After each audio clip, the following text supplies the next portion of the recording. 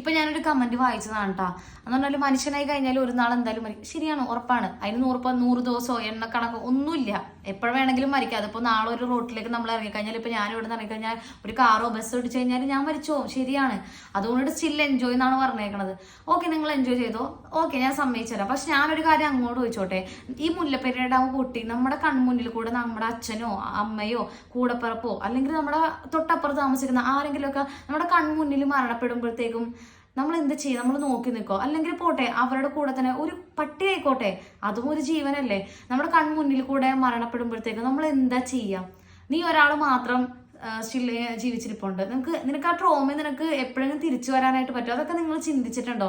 ചിന്തിച്ചിട്ടാണോ നിങ്ങൾ ഈ കമന്റ് ഒക്കെ ഇടുന്നത്? ഒന്നില്ലെങ്കിൽ വേണ്ട, നിങ്ങളൊരു എക്സാമ്പിൾ ഞാൻ പറഞ്ഞുതരട്ടെ. ആ വയനാടില്ലേ ഉരുൾപൊട്ടൽ പൊട്ടില്ലേ, അവിടെ ചെന്ന് നോക്കിയാൽ മതി.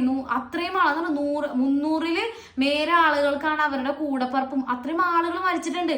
സ്വന്തം മക്കളും ഭാര്യയും അമ്മയും അച്ഛനൊക്കെ മരിച്ച ഒരുപാട് ആളുകളുണ്ട്. നിങ്ങൾ അവരെയൊക്കെ ഒന്ന് കണ്ടു നോക്കുക, അവരുടെ അവസ്ഥ നിങ്ങളൊന്ന് ചിന്തിച്ചു നോക്കുക. അപ്പൊ നിങ്ങൾക്ക് മനസ്സിലാകും സ്വന്തം കൂടപ്പിറപ്പും അച്ഛനും ഒക്കെ മരിച്ചു പോകുമ്പോൾ ഒരു അവസ്ഥ നിങ്ങൾക്ക് തിരിച്ചു വരാൻ പറ്റില്ലല്ലോ. എങ്ങനെ നിങ്ങൾ ഈ ഭൂമിയിൽ നിങ്ങൾ ജീവിക്കും?